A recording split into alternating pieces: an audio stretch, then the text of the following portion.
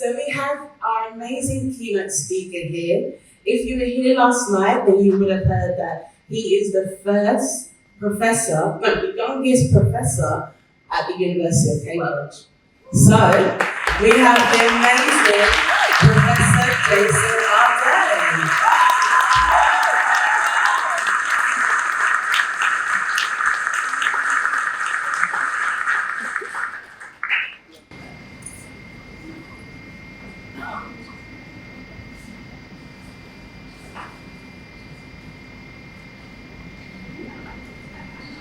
Good morning, everyone. You well? Yeah. Okay. I literally tried to think of what I'm supposed to be saying here again, so just walking you to. More importantly, you're keeping well. This surely a bit better than that. 10 years, and you're all keeping well. That's good. That's good. I'm half deaf in one ear, so I need all the help I can get, so I appreciate it. It's really an interesting time. As a friend of mine said to me recently, it's an interesting time to be alive. There's so much going on, and I guess within that, sometimes you can become really submerged in this thing that we call life. But I think the thing that I've found probably much more difficult as I got older is trying to find the kind of small nuggets of really beautiful, amazing moments. And one of the things that has been hugely, hugely impactful is this, and we're here at 10 years. And I thought I'll start by telling you kind of a short parable. It's always useful to start with a story, but it's a useful story. And the most important thing is I don't like to talk with people. I do like to talk with people, not at people. So it won't be too long. It's just really to kind of engage with all of you and to hear what you think as well. So 10 years ago, I received an email, and at that particular point in time, I was teaching PE, and you're kind of moonlighting, doing race work at night, and in the day teaching people to be PE teachers. And I got this email from this person I hadn't heard from before, so I was kind of like, this is interesting. And moreover, how did they get my personal email, which is, I don't know, but fantastic. And the email happened to be from a woman, Bernadine. And so anyway, I look at this email and I think to myself, oh my God, like, I don't get really good emails or good mail. It's one of the things I say to my kids, like, you get bills or you're in trouble. It's not really in between. But this one said invitation for what? BME Early Career Conference. And I was like, oh my God, what's going on? So I thought I'd made a mistake. So I emailed back and I said, I don't know if this is like a generic email that goes out on a networking group, but is this for me? And they're like, yeah, but it was like, yeah, it's for you, Jason. Just get back to me when you're ready. And 10 years ago in this building, right on this very stage, there was a panel. It was like the kind of keynote desk. And there was a table, and on this table it had Robbie, who's the Pro-Vice Chancellor here, it had Robbie, Liam, and it had Donald. And then there was the old PE teacher who somehow managed to sneak his way on stage. And it's crazy what can happen in 10 years because I remember being completely in awe. And the thing I was in awe about was not so much that was the first big gig I ever had. The thing I was in awe of was that someone actually thought I'd be decent enough to have anything to contribute. So there's a reason why everyone's here at Bernadine, and it's really to kind of, it's because of you. I think there's lots of people who have done so much work in this space, but Ed always talks about style, and not necessarily sartorial style, but the way you do things, the way you bring people along. And I think the agency that we've given to people over the last decade, to witness with your own eyes at close proximity, it's quite a remarkable thing, never mind at a distance. So just kind of want to spend the first couple of minutes paying tribute and homage to the beautiful work you've done.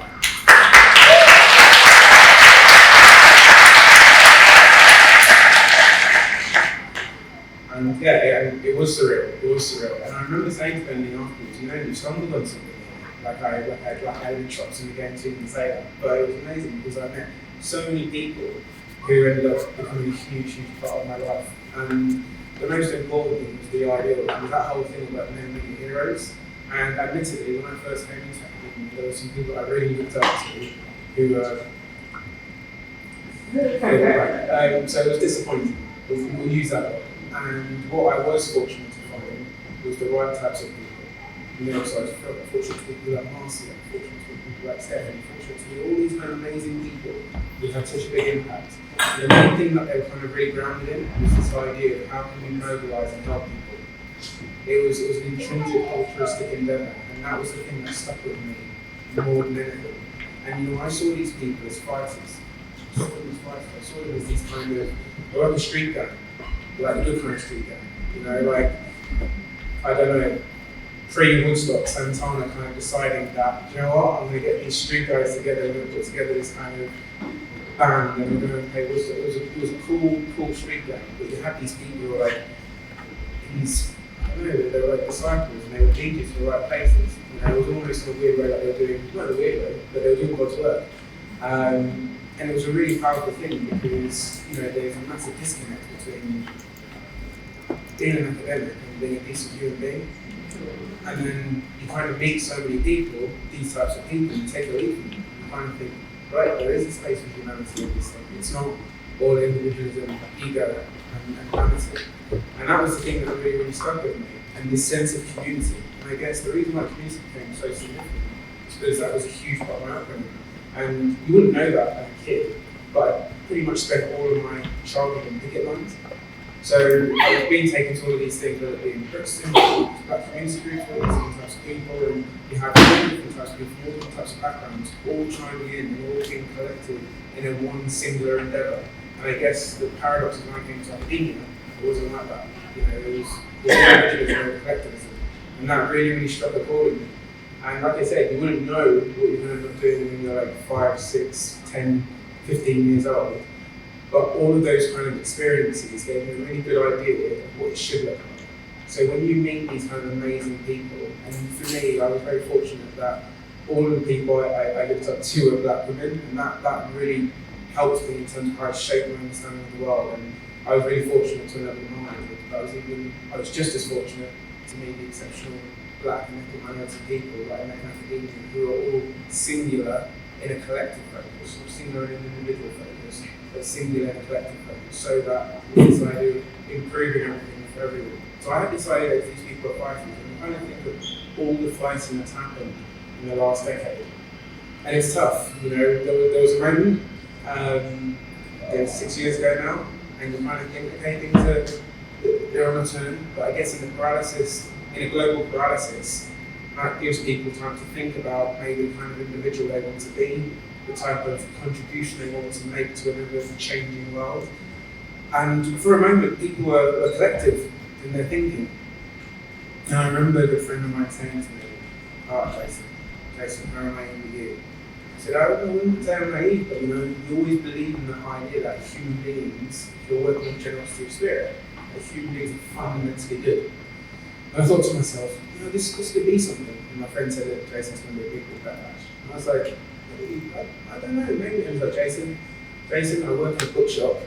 I've had over 400 orders of 100 I'm talking to white people, and no one's picked up a single book. And if ever there was like a metaphor, that ended up being a really good one. So people paid for the book, they just couldn't bother to pick it up. They didn't even want the delivery. They kind of saw it as a donation. And I guess it's kind of when you think about racism, when you think about kind of inequality and sectional inequality in the sector, one of the biggest things is a song by Crowded House called 4 Seasons in One Day.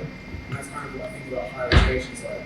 You literally do get 4 seasons in one day. In that 10 years you think things are going okay, it's going to get slightly better, something changes it, and we pivot on sixpence, and then it's completely different. You think, how's it gone? It's changed so wildly. So for example, 2021, 2023 is a spike in the professoriate. And generally speaking, black and ethnic minorities are gaining promotions. And then there's a complete cut. And so now you're kind of at the number of 270. Now the number of 270 without trivialising it is immaterial. The thing that I've come focused on is the people who should be there and who want to get there. Because individual success is absolutely useless if you stand up on a vista and you have no one to share it with. My dad always says success is a useless thing if you don't want to share it with. So when people kind of say this thing about Cambridge and stuff, I never thought it was nice to hear, and I'm being really sincere when I say that, because you're very mindful that there are people who are more capable than you, just as good, if not better, who are more deserving, particularly black people, particularly black women who should be in that position. So if you've been given the grace to be given that position, at least you can do is be modest about it and try your best to do the best you can to mobilise things. And that is really important because one of the things that's always kind of griped me, which is a huge difference between the people I mentioned at the beginning of this talk, is they never waited to get to where they got to. So it's that whole thing of kind of, when I'm in a position of power, that's when I'm going to do something. 10 years ago, these people I'm talking about have soft power, but the type of institutional power to leverage and change things, they didn't wait for that. They took it at the earliest opportunity. And that's what I tried to do. That's what I tried to do when I first came in. At the earliest opportunity, where is the problem? But more importantly, is that huge disconnect of that word praxis, which you use a lot in teacher education. And it's that idea of theory and practice. So you have lots of people who theorise about these ideas, but seldom would you meet people who put them in practice. And very often, the charge was led for putting that into practice by black women. And then other people of colour then followed. Black and ethnic minorities, to be very specific. So these things become hugely, hugely important in terms of thinking about what we want to be. And I guess this kind of act of resistance and kind of 10 years of brilliance and stuff is really kind of honing on exactly what has happened. So there has been a spike in certain things. But I think it's the agency that I see amongst young black and ethnic minority researchers. There's a hope in people's eyes when you meet people. I don't know how many people I meet, but it's a lot. And I always remember watching how people conducted themselves and their absence of time they had for people. That always struck me. And I remember not many years ago, but only 10 years ago, I was fortunate to work on Master. And the one thing that absolutely struck me is that she had time for everyone. And when I say everyone, I mean everyone. From the individuals doing domestic work to everyone. It was, it didn't matter. It didn't matter. And that really struck a chord with me because that was how I was brought up. You have time for everyone. The only place I experienced in my life where people didn't behave like that was academia. People didn't behave like that. You always spoke to people in terms of hierarchy. It's that whole thing of like having a conversation with someone in the corridor. And so I was like, I just need to catch that person. It's like the VC. It doesn't mean that's what you are. They don't. They really don't. They don't, because a lot of those relationships can be quite transactional. And I think those people that I looked up to, they recognise that. And what it recognised is that they felt everyone had an equal and individual value. Nobody was more important than anyone. Everyone was the same. And this really struck a chord with me because there was now a connectivity between what I'd been taught and what I'd been indoctrinated into and what I was seeing. There was that praxis thing. And that thing of the hope you see, you speak to so many young people, and you speak to lots of early career researchers and mid-career researchers, and you see that hope, and you kind of think, Jesus, like, and they're telling me about their journey. And I always say to them, listen, and it's true, and I don't say it to be self-deprecating. I think the best thing you can do sometimes, be honest with yourself. Probably 90%, 95% of the people I meet, they're 1,000 times better than I am. But I think the difference between wanting something and what you're willing to sacrifice is the thing that's the difference. And I guess it's that whole thing, hard work beats talent and talent doesn't work. Hard work beats talent and talent doesn't work hard. And that thing of what you're willing to sacrifice, it has to be at a 10. And one of the things that we need to move away from is this idea of exceptionalism. Because it's not fair. Exceptionalism can work if the goalposts don't move. But exceptionalism doesn't work when somebody meets that criteria and then it gets moved. And I guess it's an impossible standard for anyone to attain to, particularly black and ethnic minority people. And it means that we have to keep on in the state of fighting and trying to find a way to muscle our way through these really difficult, kind of thorny terrain. And I think it's really, really important to think about, how that resistance looks like. So for me, it's always about what can you do to make things better. You look at these young people, you kind of gain a sense of hope, these mid-career researchers, you gain a sense of hope. But it's about how you mobilise them to take the next steps. Now for me, it's about agency. And I've been really fortunate to